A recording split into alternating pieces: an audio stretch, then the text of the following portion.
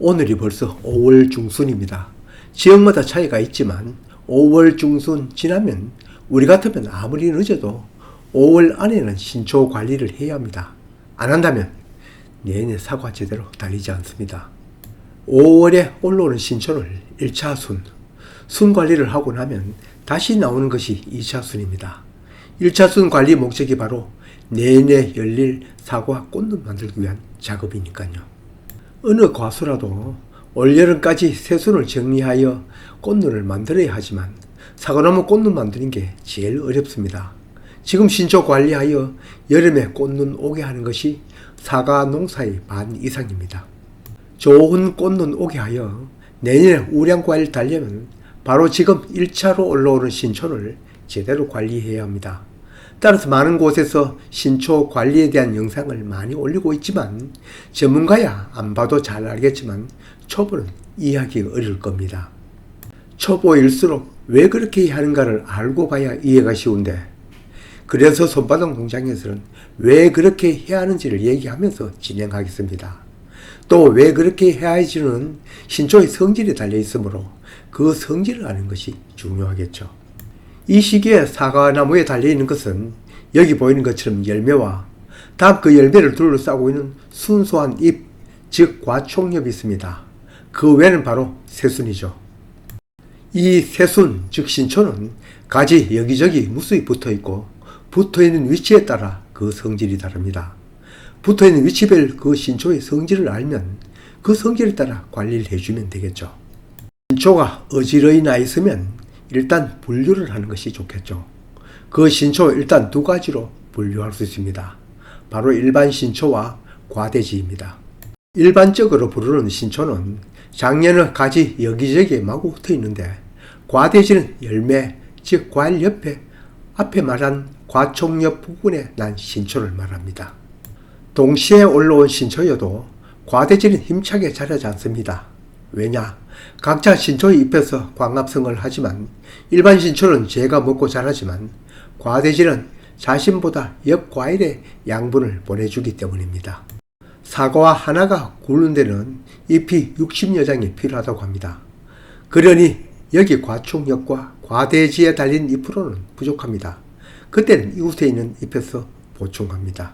과대지가 아닌 일반 신초라도 옆에 과일이 있으면 거기에라도 주지만 그 가지 전체에 과일이 안 달려있으면 양분 나눔이 없으니 제 맘대로 막 자랍니다. 큰 가지에 과일이 달리지 않으면 여기 신초는 힘 좋게 마구 자라니 생식 생장으로 바꾸기 어렵습니다. 과대지가 없는 열매도 있습니다. 그건 그만큼 굵어지는 데 불리하겠죠. 그러나 상황에 따라서는 과일을 달아두어야 할 때도 있습니다. 그 이유는 금방 얘기 드렸죠. 그럼 일단 과대지부터 얘기를 진행하겠습니다. 사과나무 한 그루에 과대지도 여럿 있으니 이놈들도 모양이 조금씩 다릅니다. 대부분의 과대지는 여기처럼 자라더라도 수평이나 수평 이하로 자라고 간혹 조금 상향하여 자라지만 간혹 여기처럼 위로 치솟아 있는 것도 있습니다.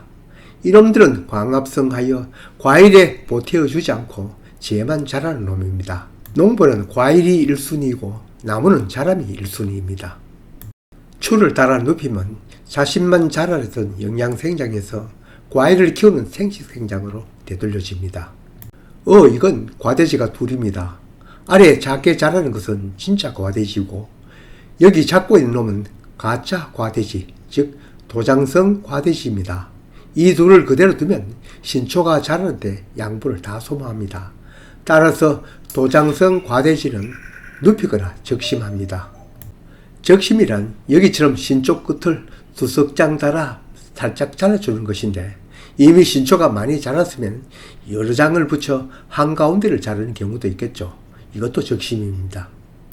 일단 과대지는 더 다른 종류가 없으니 이처럼 관리하면 되겠습니다. 정상적인 것은 그대로 두고 세워진 것은 눕히고 도장성 과대지는 적심하고, 일반 신초는 붙어있는 위치에 따라 크게 세 가지로 분류하면 이해가 쉽습니다. 이렇게 신초가 붙어있는 가지를 결과모지라고 하는데 작년엔 이게 신초였죠. 요즘은 외성 밀식 재배를 하니 이게 주지라고도 할 수 있습니다. 어쨌든 이 가지 끝을 연장하는 연장선에는 신초가 있습니다. 여기 표시한 신초입니다. 원래 나뭇가지는 첫째 위로 막 자라고 다음으로 옆으로 막 자랍니다. 그러니 이 신초도 세력이 위로 자라는 놈 다음으로 좋습니다. 보통 신초 올라오면 끝에 유인추나 유인집게를 달면 생식생장으로 바뀌어 꽃눈을 다는데 나무마다 차이는 있지만 보통 이놈은 주지 겨드랑이 난 신초보다는 세력이 더 셉니다. 그러니 끝을 적심하여 자람을 멈추게 하면 그 안쪽에 꽃눈을 만듭니다. 요즘 보통 외성 밀식 재배를 하니 설록 세력이 멈춘다 해도 주지가 연장되면 옆나무에 닿겠죠. 주지 연장 신초는 이렇게 끝을 적심합니다. 그러나 이것도 신초가 많이 자랐을 때는 당연히 깊이 적심을 해야겠죠. 주지 연장 신초도 한두 놈이 아니니 이놈들 형태도 똑같지는 않습니다. 이건 유목입니다만 짧은 주지에 나온 이 연장선 신초는 바로 위로 자라고 있습니다. 수평보다 위로 힘차게 자라는 연장신초는 적심을 하고도 세력을 더 억제해야 합니다. 바로 유인추를 따라 눕힙니다. 그대로 적심만 해놓으면 아직 이놈들은 생식생장으로 돌아서지 않아 안에 꽃눈도 안 나오고 끝에 나오는 신초도 다시 활발하게 자라기만 합니다. 다음은 바로 이 신초에 대해서 얘기하겠습니다. 이놈은 주지 등에 나 있습니다. 장차 이놈이 제일 잘 자랍니다. 바로 도장지이죠. 햇빛 방해하고 통풍 방해하면서 온갖 양분 다 뺏어먹고 자신만 자라는 가지. 이건 아예 뜯어버립니다. 다신 그 자리에 도달하지 않게. 단 이 도장지 부근에 잎도 신초도 멀리서 즉 나지로 있다면 한두 마디 두고 잘라 거기에 신초를 받아서 눕혀서 채웁니다. 이 사진에는 없는데 이 주지 등에 난 것 바로 반대로 주지 배에서 나서 땅을 보고 자라는 신초는 너무 자람이 없으니 이건 과일을 달아도 크지 않습니다. 이런 가지는 배향지라고 하는데 여름 전적, 겨울 전적 모두 제거 대상입니다. 다음은 주지 옆구리에 나서 옆으로 자라는 가지입니다.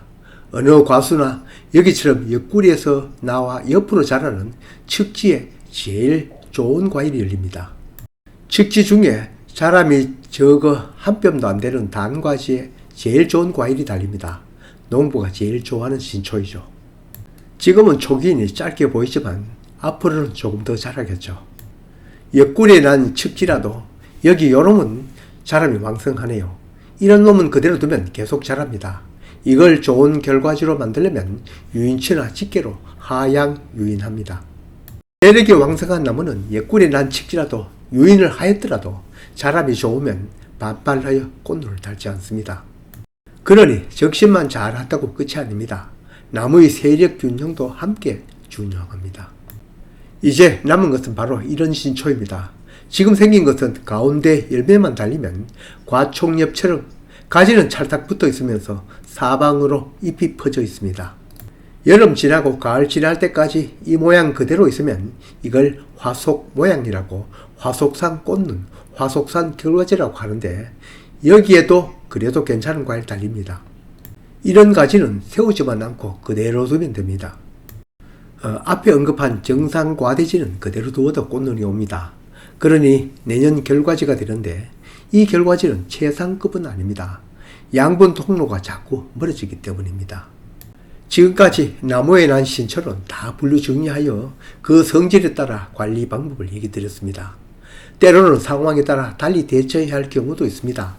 10중 고할은 여기 원칙대로 관리한다면 아마 전문가가 따로 있지 않을 것입니다. 꽃눈 만드는 데는 1차로 이 적심이 먼저이지만 앞으로 나무의 세력 균형을 유지하는 데도 노하우를 쌓아야 합니다. 나무는 자꾸 기회만 있으면 꽃눈 떨쳐버리고 자라려고 합니다.